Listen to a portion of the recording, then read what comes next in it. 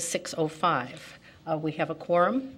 And is there a motion to approve the minutes of the regular meeting of November 7th, 2011? Motion to approve. Is there a second? Okay. All in favor? Aye. Any opposed? Okay. We are happy tonight to have our state representative, Robin Gable, here, who's a little bit under the weather, so we're going to give her she's got a cold. But she's a trooper and showed up tonight to address us. So, Robin, we'll turn the microphone over to you. Thank you. Thank you so much. Well, thank you for inviting me here tonight. I am excited to be here, and I will talk a little bit about what I see with things that I have done for the city at the state level, but I'd appreciate some dialogue with the aldermen as well. I know that there are many issues that we address at the state level that do have an impact on the city. So I think it's really important that we have a close working relationship to figure out, what some of these issues are. So first of all, I have worked closely with the Northwest Municipal Conference over the past couple of years when there have been bills that have been important to them. They've talked to me. I've met with them, particularly in the last session. There were a couple bills, one on the Regional Office of Education that I worked with them on, and also there was we call it the PTEL bill that looked at the ability for cities to be able to tax on property taxes. There was going to be some differences with that, so those were two issues that I worked with the municipal conference on and voted the way that they asked me to vote on those bills. Second issue that I've been working on ever since I was elected was the offshore wind energy. When I was first elected, I was approached by the Citizens for a Greener Evanston and the mayor to explore this idea of offshore wind farms. And what we realized is that there was no real process at the state level, and the state was the one that owned the lake bed. So I passed a bill that set up a council to explore this idea and to have the state come up with what would be the process and criteria for anybody who was interested in setting up a wind farm in the lake. The Department of Natural Resources has been incredibly enthusiastic and very supportive in this. Normally when you put a bill in, the department comes and meets with you and says, I just don't think we can do this. It gives you like 20 reasons. But in this case, they were like, this is great. This is something we want to do. So that we've had 2 meetings already, and now they're in the process of drafting this report that's required. The report has to be submitted by June. They're going to have a draft in February for the committee to look at, and then there will be comments on it, and then the final draft will be ready just a few months after that. So we'll have plenty of time. The mayor has a seat on the council. She has appointed someone else to be there for her who has a deeper understanding about this issue. But any of you it's an open meeting, so if anybody's interested, anybody's welcome to come to these meetings at any time. Just let me know, and I'll get you the information. One of the big issues this recently was the ComEd bill that came up, and my major concern with Springfield is our budget and our economy. As you know, the budget is the main policy document for our values and for what goes on in our communities. With our budget being so desperate at the state, we have billions of dollars in bills we haven't paid. We've made $3 billion in cuts over the last 2 years. It's been really difficult. So my concern has been, how do we try to balance the budget? And we know that we can't do it just by cuts, and we know we can't do it just by taxes. What we really have to do is grow the economy. So I've really been trying to figure out how we're going to grow this economy. Other states have kind of figured out more strategic, targeted approaches to which industries would be best for them. And one of the industries that has really taken off and grown in Illinois is the renewable energy industry here. We're at the nexus of 2 power grids there's a lot of potential here. So for me, when ComEd wanted to do this bill and talked a lot about the smart grid, I felt that it was something that needed to be looked at very seriously. And I worked with the Sierra Club, and Karen May and I worked on some additions to the bill. There were some other changes to the bill. We ended up voting for it at the first time, and then when it came back around for to override, after we had that horrible summer of Evanston's people not having electricity for so long, I felt like, and we had hearings on it, and I realized that really more money needed to be put into maintenance. That it wasn't just this issue of the smart grid, but a lot of it was going to be we needed to be able to maintain what we currently had and to keep that up to date, or we would continue to have these the outages. Just with the smart grid, we'd be able to identify them quicker. But really, our goal should be to prevent this in the first place. So, some of us asked for more money to be put into maintenance. They reduced their return on investment, so more of their money could be put into maintenance. There were a number of other things that were put in the bill. And I still said, well, you know what? The bottom line is that the Northwest Municipal Conference has to be okay with this. So the Municipal Conference had put out a white paper, and when ComEd approached me, I said, well, you haven't even met with them, you haven't talked to them, and there's a number of things in there that they want you to do. And so I sent them the bill, and then another lobbyist called me. I sent him not the bill, but I sent him the paper. And suddenly, ComEd was meeting with the Municipal League over the weekend. They brought 10 people to the table. And the night before the ComEd bill was called, they were still figuring out if things were okay or not. And finally, the day the bill was called, I got a call from Liz and from other people saying that the Municipal League was neutral on the bill, that they had met their demands, and they were comfortable with the progress. So I felt like, you ask them for something, they give it to you, you got to vote for the bill. So I am going to be one of those people who's going to be diligently looking at what's going on with ComEd and making sure that they do everything they said they were going to do in the bill. And my understanding is that it's for 5 years. So in another 5 years, we'll have another opportunity to look at it and see if they've done what they said they were going to do and if there's other things that we need to do. The fourth thing that, in the way that I work with the city, is that I call the mayor, and I call actually the school superintendents as well when issues come up on schools or on other issues, just to make sure to get their opinion on where they think these bills are coming. Usually there's plenty of time around bills, but sometimes they come up really quick. And so I've got people's cell numbers, and I give them a call. A few other things. One is that, as I've stated earlier, as you know, the state has no money. So I wish I could say that I can get you loads of grants from the state and, we can take care of everything, but that's simply not going to happen right now. Hopefully sometime in the future. But there are things that I can do to help cut the red tape and to certainly get the city the things that they need. So one of the things that I know is that you need to get a definitive answer on how to abolish a township. I know there have been some questions about that, and that's something that I can go ask our lawyers at the state and have them prepare for me what the answer is to that. So I'd be happy to do that. And then the other thing that my office does a lot and that I do is that we really work with constituents who have problems at the state. So the more that we work with constituents, the less they have to call your 311 numbers. So I think that we serve an important role in that. And we work with people around issues of unemployment, if they haven't gotten their unemployment insurance or if there's some issues with that. We've worked with them with Human Services Department and Healthcare and Family Services to make sure they have their TANF, temporary assistance for needy families, Medicaid, child support, food stamps. Those are all kinds of issues that we help our constituents here with. The Department of Aging, with the Circuit Breaker program, which is assistance with utility bills, and also with disability parking. So we help people cut through the red tape for that. We do a lot of work with folks at the Secretary of State for their driver's license issues with those kinds of things, and then with the Comptroller's office, because as I said, I think we're like $5 billion in back paid bills right now. So once in a while, we can actually help a business get their money up front. Someone called us recently, an Evanston resident, and they were being evicted, their business, and we got them $30,000 so they could stay in business. So those are the kinds of things that we do at our office. And then lastly, we are always very prompt in helping you with letters of support for projects or grant applications that you're making to the state, and we'll continue to do that. And look forward to working with folks on many of these issues and other issues. Thank you, Robin. And Robin has said that she'd be happy to take questions from both the alderman and the public who's attending. Mayor Tisdall.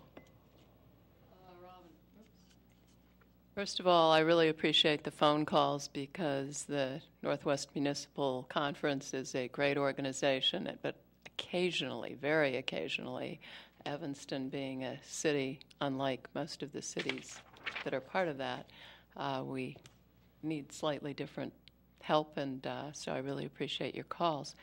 Veolia is still an issue for us, and I gather the governor had not appointed, when last I checked, a director of the environmental whatever it is.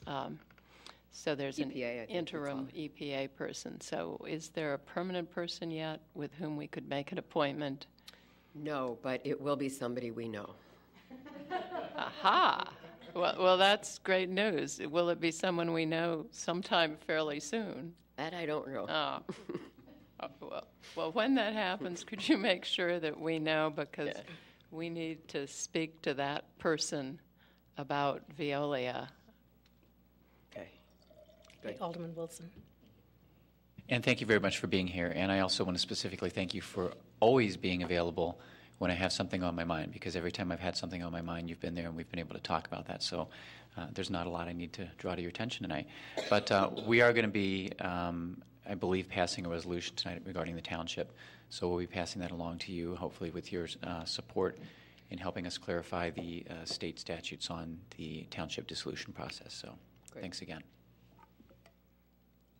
Are there any other questions from the public? Okay. Robin, I had one, and that is I continue to have emails from folks who are concerned about the public process concerning the wind farm. And when will that be coming for comment from Evanston citizens? I've heard that there's some question about that the power lines can't be buried, the cables can't be underground, they have to be overhead. And if that is true, I don't know whether that's true or not, but if it is true, will this committee be looking into the health-related issues to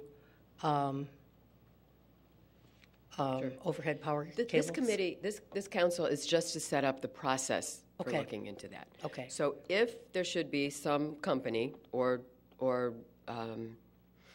government body that wants to put wind farm in the lake, they would have to go through a process. And part of that process would be public hearings and public information. And we talked a lot about it at the last meeting. There was talk about what they propose is that there be at least one. And many of the people in the audience said, we're going to need a lot more than one. But there was at least one, and then there was supposed to be, then we talked about how you have to get out a lot of the information before you even have the hearing, so people can be prepared, and then you may need another hearing. And it all depends on where somebody wants to put it. It depends on how many hearings we would have. I mean, the mayor of Waukegan is there? Yes. And he is very verbal and very participatory at these meetings. So I think he's very interested in having something up there. I think citizens are just generally concerned about what are the benefits and what are the possible drawbacks of this on the city. And all that would be discussed but this is just the process for figuring that out. Okay. Any other questions? Other wind farm adventures have failed because they did not have public support. And I think that's one of the lessons that most of the government agencies have learned, is that if somebody wants to do something that's a little controversial, we need to make sure that we have a lot of public education, public discussion, and public agreement. Thank you so much. You're Thank very you welcome. for coming tonight. You're very welcome. Thanks, Thank you Rob. for all you do. And get well. Okay, next on our agenda is a presentation by the Park and Recreation Board.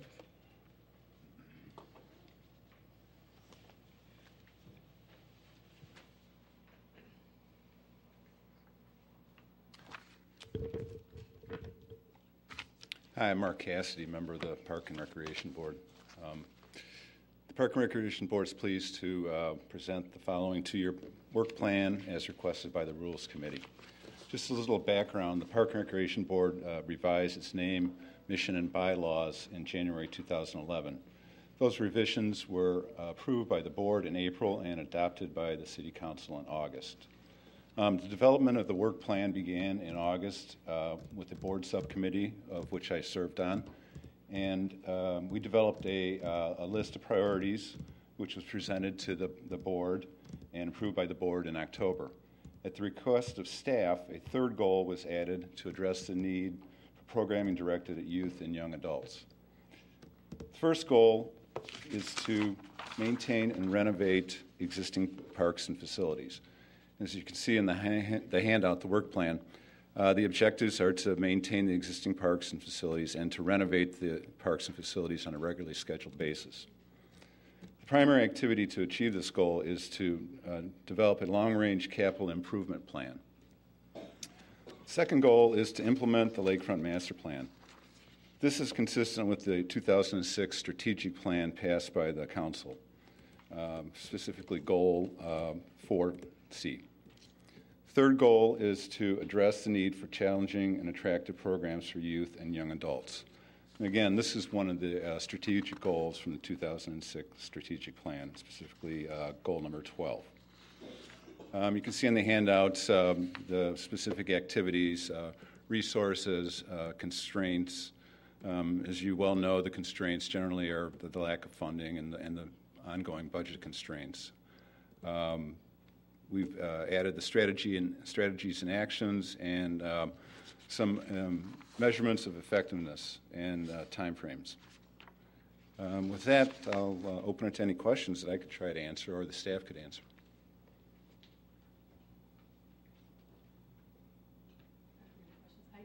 Question. Could you explain under overall objectives on Goal 2 the city operating funds, downtown Evanston, formerly Evmark funding?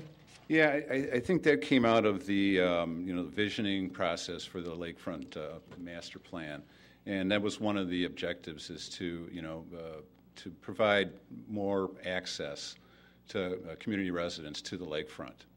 And we thought that if there was some way we could provide transportation from other parts of the city to the lakefront, that would improve access. So those funds would be specifically you're looking at downtown Evanston providing some of the that's funds. one option. Yeah. Okay. Yeah. Are there any other questions? If not, thank you very much. Thank you.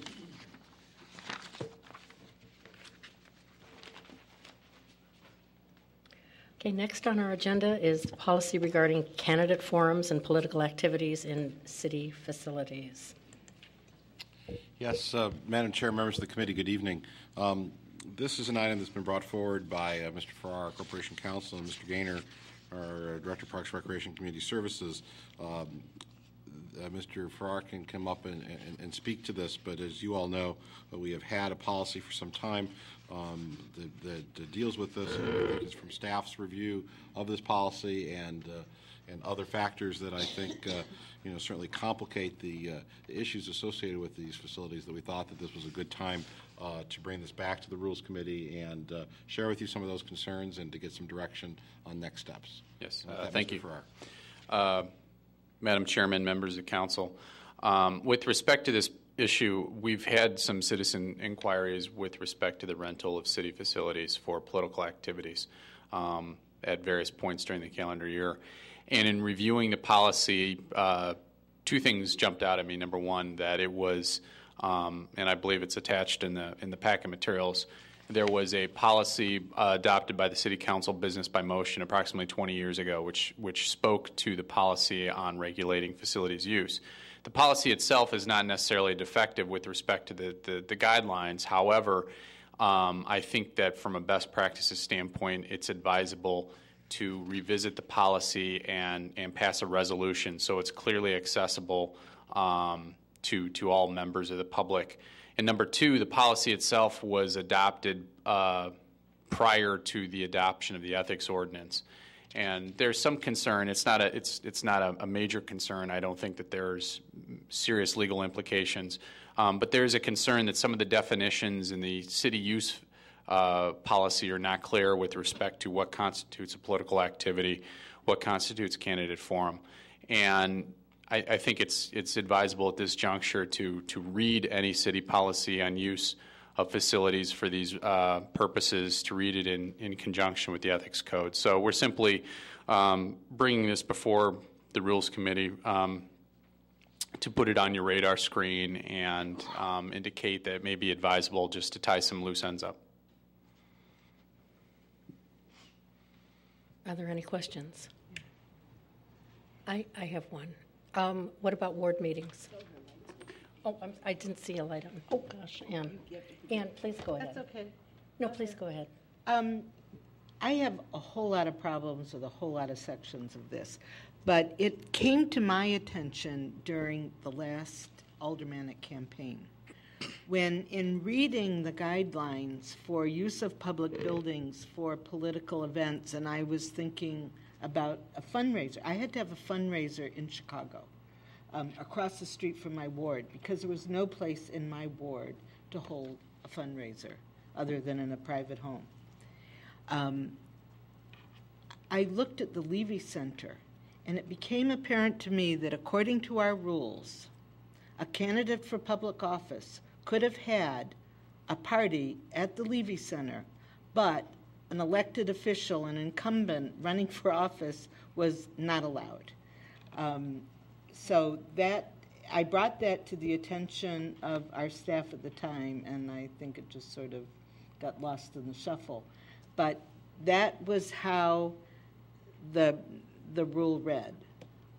And I thought, how unfair is that? My opponent can have a great big party at the Levy Center, but I can't. And I thought that was unfair. I also think it's unfair to restrict activities, political activities, up until within 100 days of an election. I mean, the last thing I like about political campaigning is campaigns that go on forever. I mean, I think the most important stuff in a campaign goes on like the last 45 days of a campaign. There is money to be made from candidates.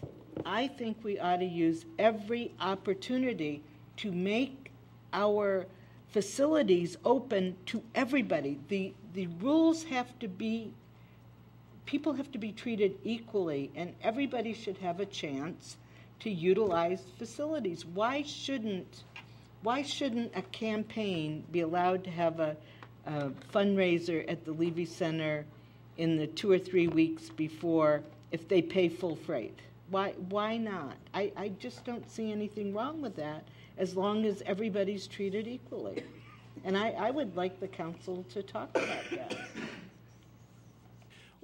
Well, also, one other thing. This business with nonpartisan or non-political, I don't remember the phraseology, people can have candidate forums in this building as long as the host organization is not political or not partisan. Well, why would, maybe the League of Women Voters, maybe, if you don't scrutinize them too well, can qualify. But other than that, I don't know any other nonpartisan group that would want to hold a candidates forum, a debate at the Civic Center. And then the business that a forum can only be held if all of the candidates are invited. That's a must. I agree with that part. But if a candidate says he can't come or she can't come, but it's all right for you to go ahead with the forum, I don't know any candidate who's going to say that. Probably. If it's a heated campaign, a candidate could actually get the whole event canceled just by saying, I can't come and I oppose it going ahead without me. Hey, if you're a candidate for public office and you can't be at the debate, shame on you. The debate needs to go on without you. So some of these rules, I don't know. I guess I voted yes on them, but shame on me. I think we ought to rethink the whole thing. Well, that's why we're bringing it forward, and as I've said in the past, it's always helpful and advisable from a best practices standpoint to have this council make a record with respect to issues and decisions such as this. I mean, there is no record right now, so we just have a policy. There's no findings. There's no recitals. It just sort of exists in a vacuum, so that prejudices staff's ability to interpret it, number one, and number two, to apply it equally so that we don't have these questions of intent and interpretation that arise.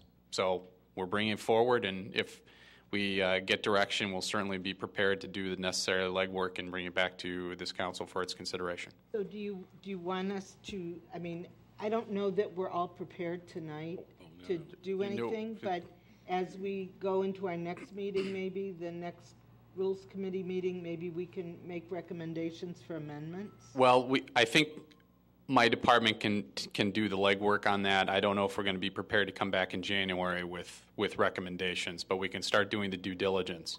I mean, there's several parts of the election code that we really need to get into the second and third layer on. Well, because there's campaigns coming up, and there's, I mean, why shouldn't candidates have an opportunity to, to have events in the town in which they're running? I think it's really important. Alderman Burris and then Alderman Wilson. Actually, a couple of the points that Alderman Rainey made, I also wanted to make, particularly the all candidates being invited to the forum, absolutely. But if one candidate decides they don't want the forum to happen, then it doesn't happen. When I read that, I read it about 5 times, thinking this really cannot be right.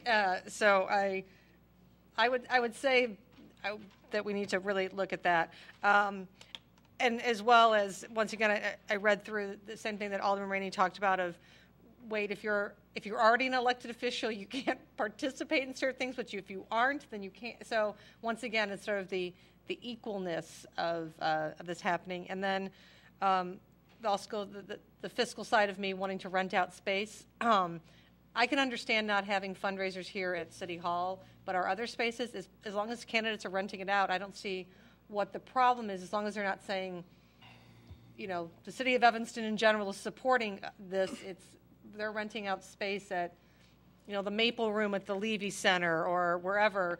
I think we need revenue, and if people want to throw money at us to rent space, that's fabulous, because there's not that much space here in town to hold events that is also accessible for the disabled. I mean, I know there's restaurants that we all like to use for things, but there's one in particular that I know is not accessible, and that's, that's an issue. So just a couple of things that came to mind for me. Alderman Wilson. I pretty much agree with everything Alderman Burris and Alderman Rainey just mentioned. It's a question of access and equal access and equal opportunity, and I presume your department can put together something. It's largely common sense and intuitive, so I'm sure you'll come up with an excellent proposal. We will try as always, Alderman. Right, and yeah, but I agree with all the comments that the other 2 aldermen just mentioned. Mayor Tisdale.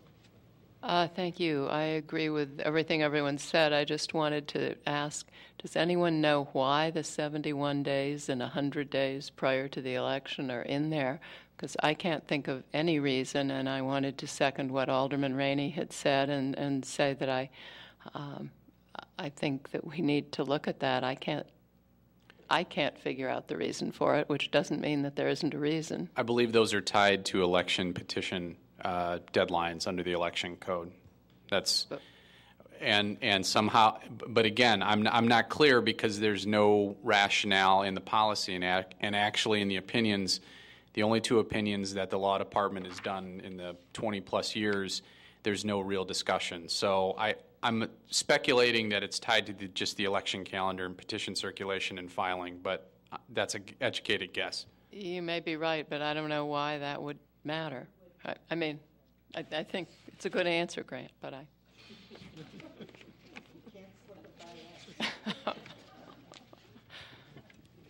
Okay, are there any other comments on this?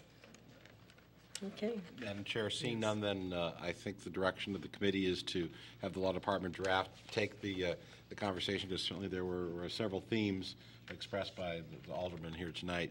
Take those themes and incorporate appropriate changes and come back to you soon. I would think that if not in January, we would certainly shoot for February, recognizing that election cycle is not too far off. Okay, Alderman Rainey. First of all, I really want to thank the legal department for bringing this. I don't know if an alderman referred it or whatever, but it's really so timely and important.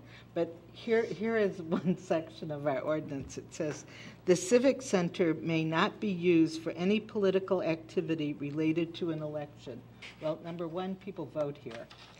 And number two, ballots are collected here for an election. So we need to take a look at that sentence because we violate it every time there's an election. Because it doesn't say anything about campaigning, it says political activity related to an election. We'll tie it in. Just saying. Okay, anyone else? Okay, we'll move right along. Number 6 is appointing a member of the Environment Board to the Transportation Parking Committee. Somehow I thought we had dealt with this. Okay. Yes, Alderman Nguyen. Yeah, we discussed it at the Parking and Transportation Committee and wholeheartedly endorsed it. That's my report.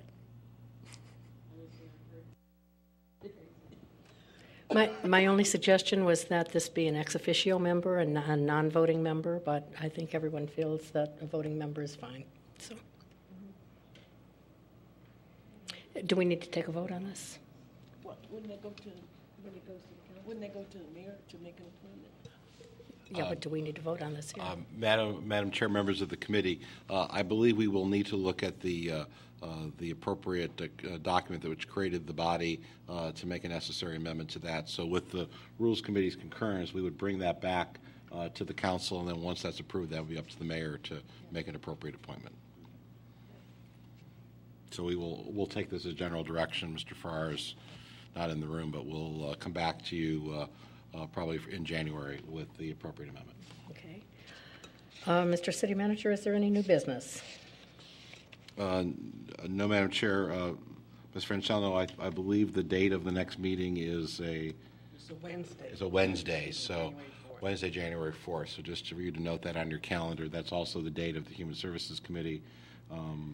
We're still working our way through the boards and commission presentations, so we'll have another one of those for you in January, some other things, and then I think as the year continues, some new items, but again, just to make note that be Wednesday, January 4th will be the next meeting of the Rules Committee. Okay, and then is there a motion to adjourn? Second. Everybody okay? All right, thank you very much, everyone. Next meeting is 7 o'clock.